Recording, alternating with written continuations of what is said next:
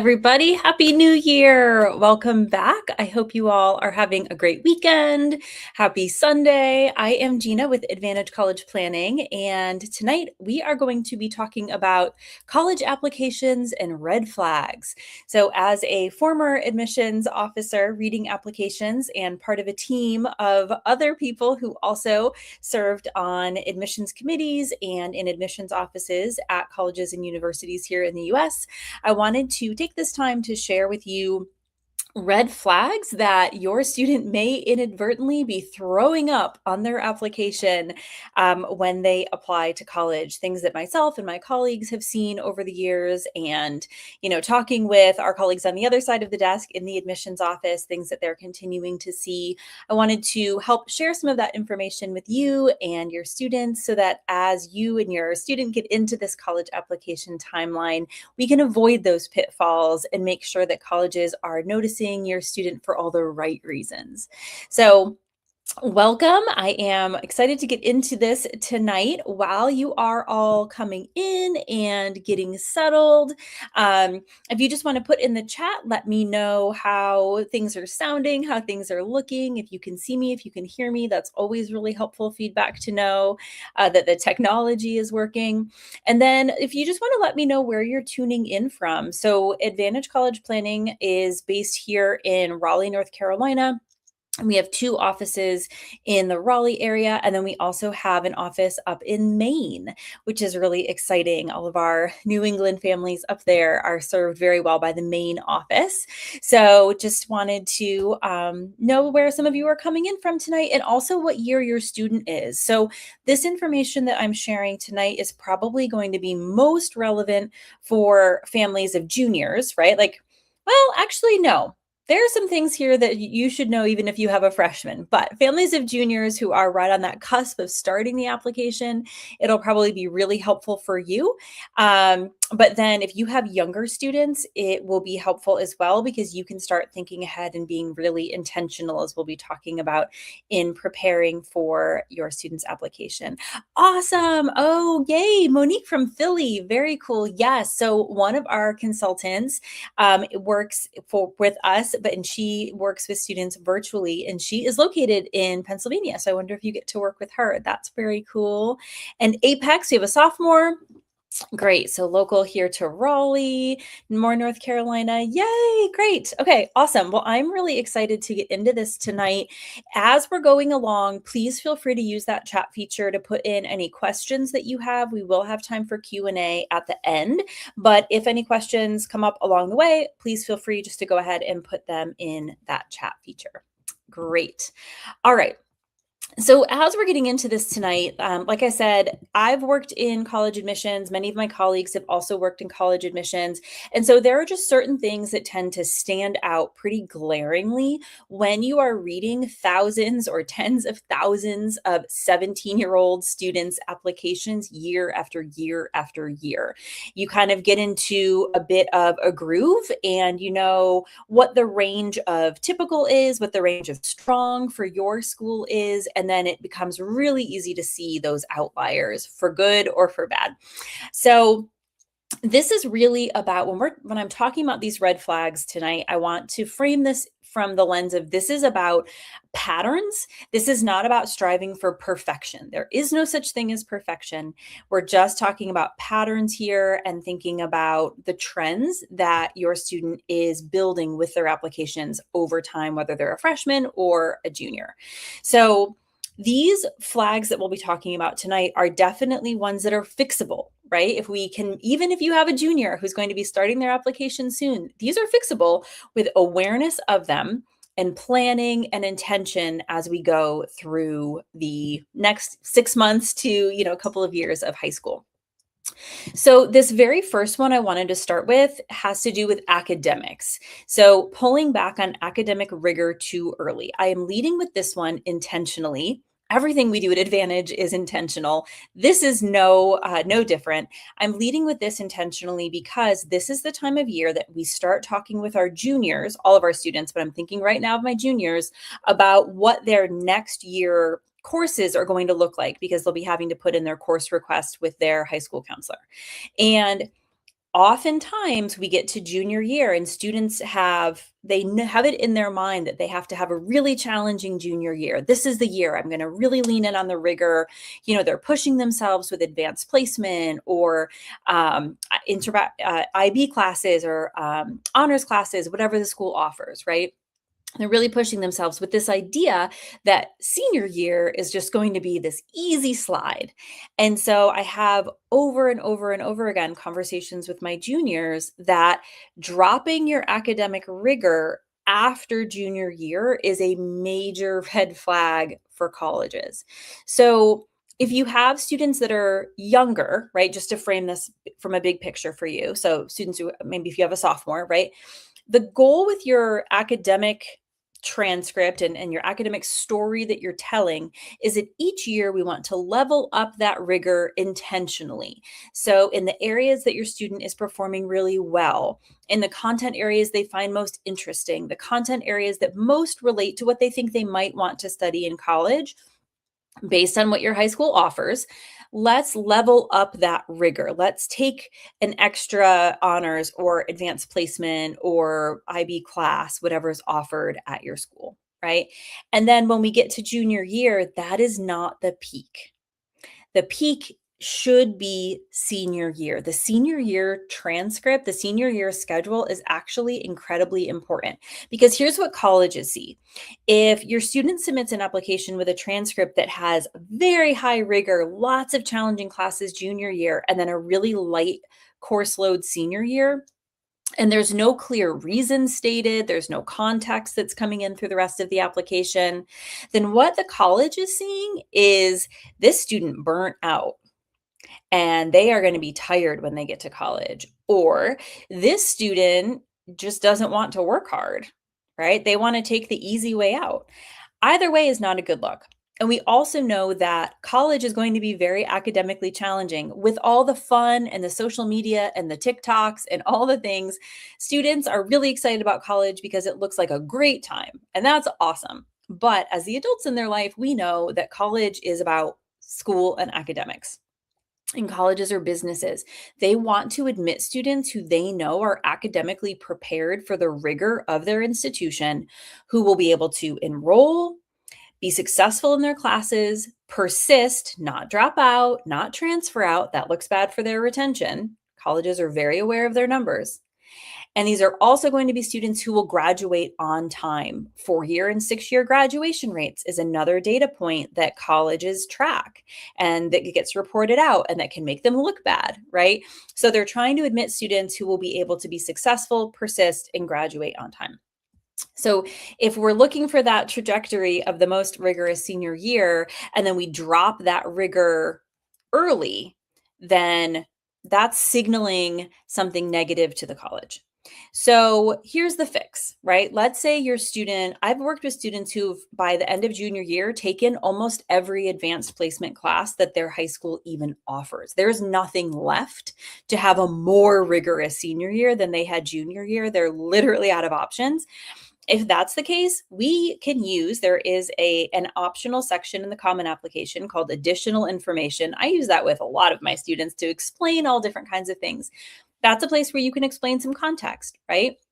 Looking at my school profile, admissions officer, you can see that I have taken nearly all advanced placement classes that are available to me at my high school. Here's what I'm doing to continue my rigor, in and out of the classroom. And maybe that's taking, an honors level class instead of an AP, but in a new subject area or a subject area that's really interesting to your student. Sometimes that can be taking dual enrollment classes. So I'm going to be back in February, sneak peek, talking about the dual enrollment process and the idea of taking community college classes while you are enrolled as a high school student. A lot of students are starting to do that around the country. It's becoming more popular here in the Raleigh area. That's another way to add rigor outside of your high school. Another option that I've had some students pursue is it looks like maybe the rigor dropped a little bit on their transcript, but they're actually doing a course to become a certified nursing assistant through the local community college, or they're completing an internship at a veterinary clinic because they're interested in majoring in animal science. And that's not fully captured on the transcript. So again, we can provide that concept or that context to the colleges to show that we're not just dropping rigor. But those days in the 80s and 90s of, senior year transcript doesn't matter and you just take your 2 classes and you're done. The more selective, more competitive the school is that your student is applying to, the stronger that senior year transcript needs to be. So, serious conversation to be having with your students, especially your juniors, as they get ready for course registration. All right, next red flag, number 2, overcommitting without meaningful depth. We see this a lot with students who approach extracurricular activities like they are trophy chasing. And they're just trying to collect as many random hours and accolades and things as they can so they can hold all these things and put them in a box and say, here are all the things that I've done. Unfortunately, that's not going to necessarily translate in the positive way that the students think that it is in their college applications. So, what colleges will see is a really long activity list with limited leadership or limited impact, right? Or maybe they're seeing frequent activity hopping and the student isn't staying consistent with anything. Or maybe they're just not seeing any kind of clear theme with the student's involvement. Maybe there's not even anything related to what the student might potentially want to major in. And so, again, a lot of times students and families think, well, the longer my list is, the more impressive my application will look. Or we still get that, my student needs to be well rounded, throwback again to when we were applying in the 90s. And we've shifted, right? Like a lot of other things, the vibe has shifted. And so now we're really looking to be intentional with the activities. And a part of that is students are more booked than ever, right? They're taking more AP classes and honors classes. They're challenging themselves academically. Their extracurriculars take up so much more time, than ours used to, even for the same activity, sports practices and theater and music and band. I mean, these things are very significant time commitments. And so we are not looking just to add more things onto their plates. What we're looking to do is have very clear, involvement for a reason.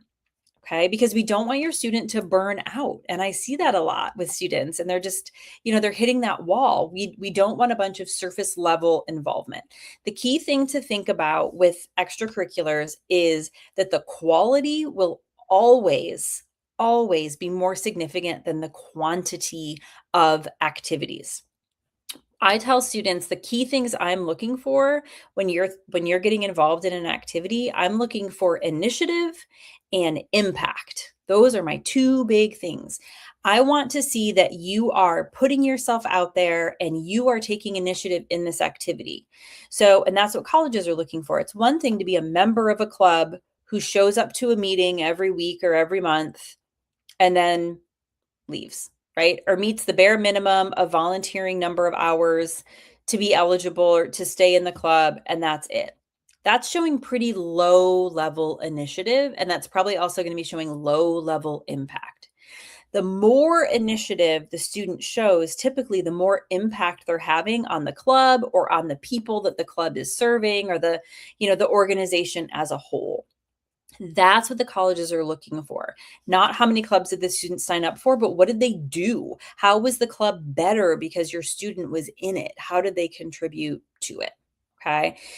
So here's the fix for that. Let's pick 1 or 2 very meaningful activities intentionally that your student can deeply invest in. And then within that activity over time, look for opportunities for leadership, look for opportunities for initiative or growth.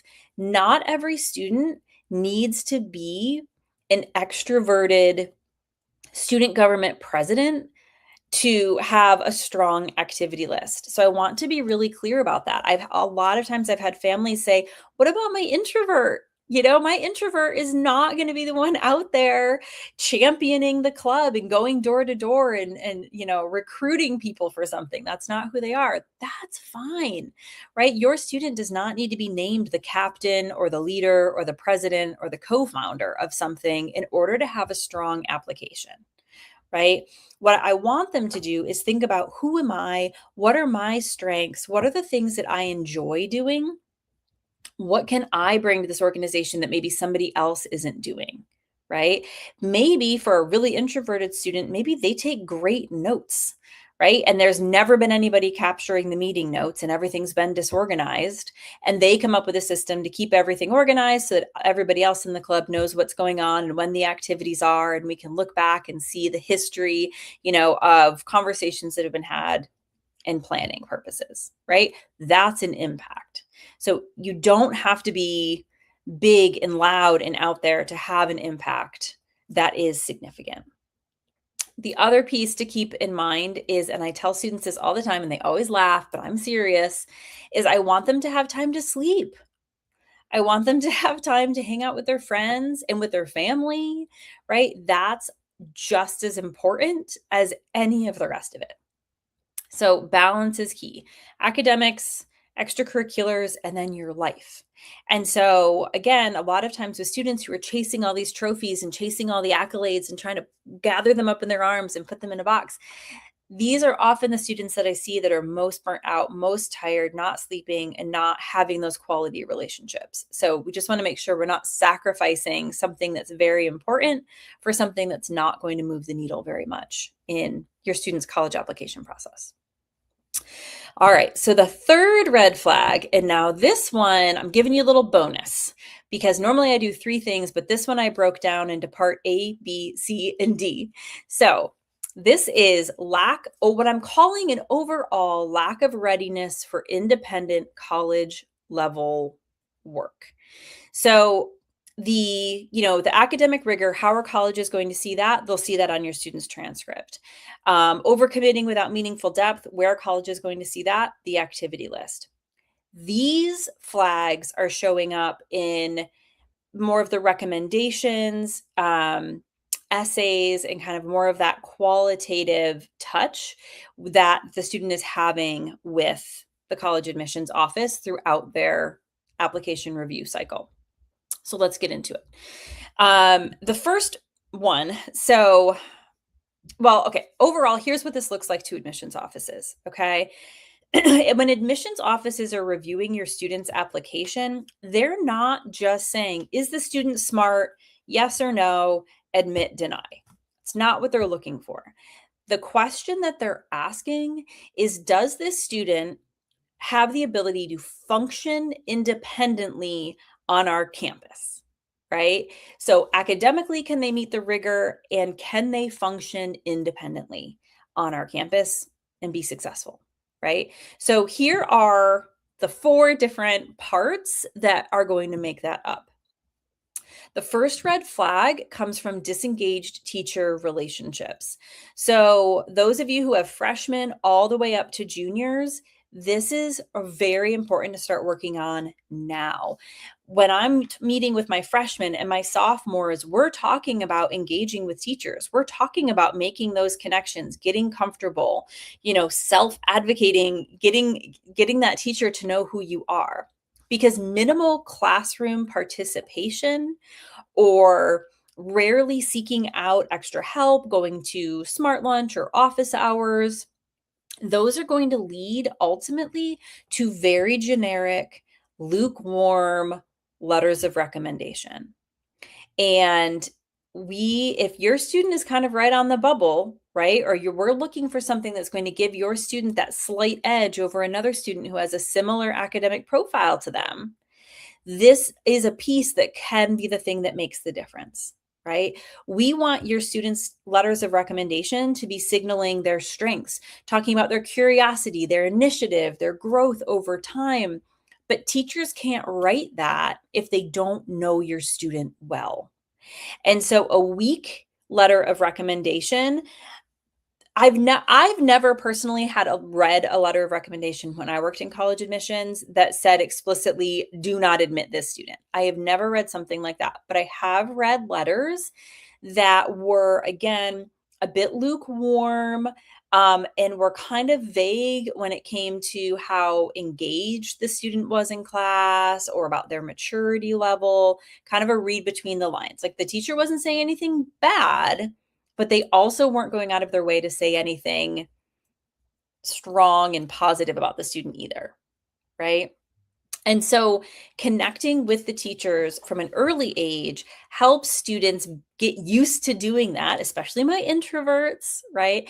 Get used to participating, putting yourself out there, answering a question in class every now and then, going during lunch or during the designated time to get extra help. If you get a paper back and you're not sure about the feedback, going and asking, how can I improve this? Showing that initiative, even from ninth grade, will help you to become more comfortable so that by junior year, which is the year that we'll be asking for these rec letters, it's become second nature. And the reason you need to do that is because when you get to college, as many of us know, being able to go to your professor's office hours is an incredibly important part of being successful in college academically and finding a mentor, making those connections. So disengaged teacher relationships and those weak rec letters, red flag. Because even if your student has really strong grades, they're not showing those soft skills that colleges know they're going to need to be successful. Going along with that is 3B, which is poor time management and weak self-advocacy skills. And so here's what that can look like. That might look like, students missing deadlines or waiting until the last minute and then having to rush to get something in by a deadline. They might have time managing like long-term assignments or because they don't know how to break that work up, or managing like asynchronous work that they just need to log in and do. That might look like parents, the student over relying on you to jump in and manage this for them and fix the problem. And so here's why this matters is because colleges assume that your student's going to get there to their campus and be able to do all these things themselves.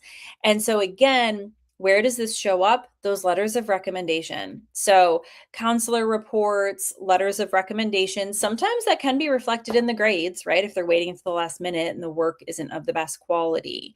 And so the letters of rec and the details, building up those skills, that's where we can see some of those red flags. So starting to work on those skills now will help your student have a stronger application and then also be more successful, obviously, on their college campus.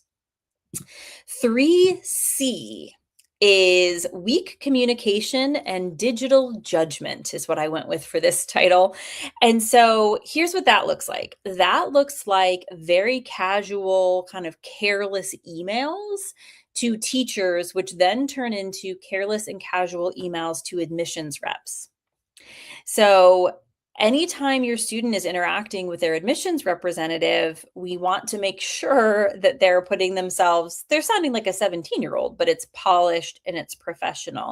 And if they're never learning how to do that and getting in that habit, throughout high school, we can't expect them to act any differently when it comes time to apply to college all of a sudden. This also sometimes looks like missed instructions on applications. So when certain things are supposed to be submitted, or please do not submit, a resume. We don't want a resume. And then the student uploads the resume anyway, right? That would be an example of a red flag. You clearly either didn't read the directions or you intentionally chose not to follow the directions. Either way, not a good look. One thing that I see with students too is inappropriate like usernames for their email. This is a good time to check those emails, both the email address and also the name that's associated with the email address. Instead of some students, their email will be like Gina Wilner at yahoo.com. That's fine. But then the name that pops up when I get that email is something bizarre and not the student's first and last name. So now's a good time to check on that. And also digital footprints. So just a great reminder for students that what they're posting online, is something that could end up being seen by college admissions officers in some capacity. So we need to be mindful of that. And then the third or fourth and final part D is over polished essays and over reliance on AI. So you had to know this was coming. Um, essays that here's what this looks like. Essays that are technically perfect, they're well written, but they either sound really impersonal and kind of vague or just very big picture without any personal detail to them, or they sound like an adult wrote them that doesn't match either. Some colleges do ask students to submit a sample of their writing, something that a teacher has graded. It might not match their English grades. It might not match what their recommenders are saying about them. And so, if you're an admissions officer, like I said, you're reading thousands of 17-year-old student applications yearly. So it becomes glaringly obvious when you read something that sounds like it was written by an adult and not a 17-year-old. There's a wide range of 17-year-olds writing, right? But there's definitely outlier. And when something has been over polished or over edited by an adult, it doesn't impress anybody. It just throws up red flags, right? Because now the reader is thinking, how much help did the student have on the rest of this application? How accurate is the rest of this application? Can they write or not? Did somebody have to write this for them because they don't have the ability to write well? And, that's going to be an issue at our college. I have found that weaker writing skills tend to be a symptom of a broader issue with independence around writing. When students haven't taken the time to build those writing skills over time, the application process then pushes them towards shortcuts, and that shows because they're having to do a lot of writing. They're having to use a muscle that they haven't really developed. And then that pushes them, again, to make a choice and find a shortcut that doesn't really serve them best. So, 4 bonuses under number 3. So here's the bottom line. Red flags are very rarely one little mistake that a student makes. It's typically more of a pattern over time that the student has made that led them to this point. Being aware of these red flags and taking action to be really intentional about doing the opposite of them is going to make the application process less stressful because you're focusing on it earlier. So remember, the goal is not perfection. The goal is preparation and growth. That is what colleges are looking for. Growth over time, that the student is demonstrating that he or she is prepared and able to be successful on their college campus. So small intentional shifts that your student can be focusing on and working on now is going to help protect their options later in the process. So I'm going to open it up for Q&A. I see a lot of you have found the chat box to put in where you're logging in from. That's awesome. So you can go ahead and use that if you have any questions. I have that open. And then I'll also let you know, I did mention, little sneak peek, that I will be back on February 22nd talking about dual enrollment. So many students are starting to look to take community college or sometimes four-year college classes in a program through their high school. And there are definitely some pros and cons with that. So we're going to talk about just, again, pros and cons, typically how the process works, so that you can think about how to make the best decision for your student to see if this is an option that would be a good fit for them, or maybe one that intentionally isn't the right fit and we're going to go a different direction. Awesome. Great. All right. Well, I hope that you all have a wonderful rest of your weekend, and good luck next week. Good luck with that course registration. Push for that rigor that your student can handle. Again, it's all about balance, and we'll see you back here on the 22nd. Have a great night. Bye.